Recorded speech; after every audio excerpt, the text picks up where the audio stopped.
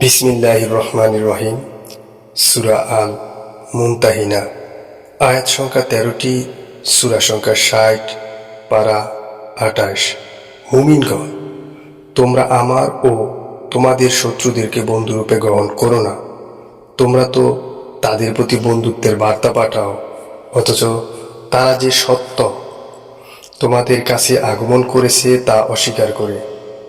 তারা রাসূলকে ও তোমাদেরকে বহিষ্কার করে এই অপরাধে যে তোমরা তোমাদের পালনকর্তার প্রতি বিশ্বাস রাখো। যদি তোমরা আমার সন্তুষ্টি লাভের জন্য এবং আমার পথে জেহাদ করার জন্য বের হয়ে থাকো, তবে কেন তাদের প্রতি গোপনে বন্ধুত্বের পয়গাম প্রেরণ করছো? তোমরা যা গোপন করো এবং যা প্রকাশ করো তা আমি খুব জানি। তোমাদের মধ্যে যে এটা করে সে সরল পথ থেকে বিচ্যুত হয়ে যায়। তোমাদেরকে কাবু করতে পারলে তারা তোমাদের শত্রু হয়ে যাবে এবং মন্দ উদ্দেশ্যে তোমাদের প্রতি বাহু ও রসনা প্রসারিত করবে এবং চাইবে যে কোনরূপে তোমরাও কাফের হয়ে যাও। তোমাদের স্বজন পরিজন ও সন্তান সন্ততি কিয়ামতের দিন কোনো উপকারে আসবে না। তিনি তোমাদের মধ্যে ফয়সালা করবেন। তোমরা যা করো আল্লাহ তা জানেন। তোমাদের জন্য ইব্রাহিম ও তার সঙ্গীগণের মধ্যে চমৎকার আদর্শ রয়েছে। তারা তাদের সম্প্রদায়কে বলেছিল, তোমাদের সাথে এবং তোমরা আল্লাহর পরিবর্তে যার ইবাদত করো তার সাথে আমাদের কোনো সম্পর্ক নেই। আমরা তোমাদের মানি না। তোমরা এক আল্লাহর প্রতি বিশ্বাস স্থাপন না করলে তোমাদের মধ্যে ও আমাদের মধ্যে চিরশত্রুতা থাকবে। কিন্তু ইব্রাহিমের উক্তি তার পিতার উদ্দেশ্যে এই আদর্শের ব্যতিক্রম। তিনি বলেছিলেন, আমি অবশ্যই তোমার জন্য ক্ষমা প্রার্থনা করব। তোমার উপকারের জন্য আল্লাহর কাছে আমার আর কিছুই করার নেই। হে আমাদের পালনকর্তা, আমরা তোমারই উপর ভরসা করছি, তোমারই দিকে মুখ করেছি এবং তোমারই নিকট আমাদের প্রত্যাবর্তন। হে আমার পালনকর্তা, তুমি আমাদেরকে কাফেরদের জন্য পরীক্ষার পাত্র করো না। হে আমাদের পালনকর্তা, আমাদেরকে ক্ষমা করো। নিশ্চয়ই তুমি পরাক্রমশালী, প্রজ্ঞাময়। তোমরা যারা আল্লাহ ও পরকালের প্রত্যাশা করো, তোমাদের জন্য তাদের মধ্যে উত্তম আদর্শ রয়েছে। আর যে মুখ ফিরিয়ে নেয় তার জানা উচিত যে আল্লাহ বেপরোয়া প্রশংসার মালিক। যারা তোমাদের শত্রু, আল্লাহ তাদের মধ্যে ও তোমাদের মধ্যে সম্ভবত বন্ধুত্ব সৃষ্টি করে দিবেন। আল্লাহই সবই করতে পারেন এবং আল্লাহ ক্ষমাশীল, করুণাময়।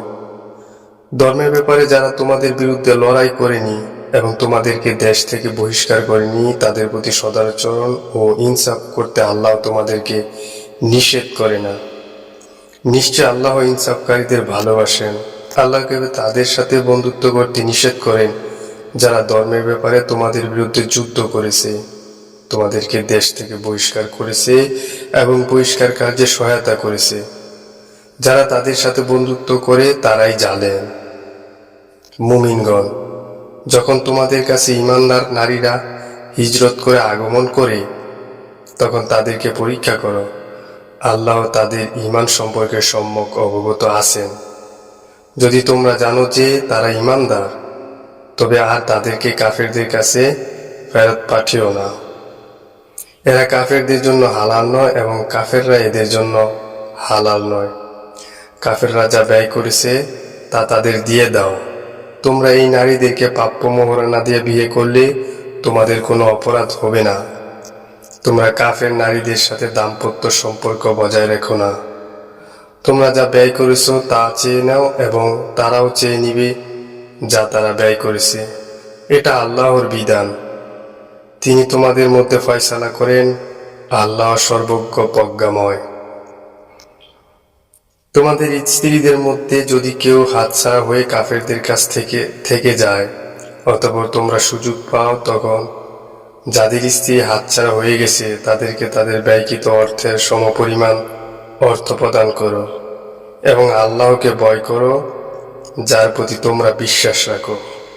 হে নবী, ঈমানদার নারীরা যখন আপনার কাছে এসে আনুগত্যের শপথ করে যে তারা আল্লাহর সাথে কাউকে শরিক করবে না, চুরি করবে না, ব্যভিচার করবে না, তাদের সন্তানদেরকে হত্যা করবে না, যারও সন্তানকে স্বামীর ঔরসজাত থেকে আপন গর্ভজাত সন্তান বলে মিথ্যা দাবি করবে না এবং ভালো কাজে আপনার অবাধ্যতা করবে না, তখন তাদের অনুগত্য গ্রহণ করুন এবং তাদের জন্য আল্লাহর কাছে ক্ষমা প্রার্থনা করুন।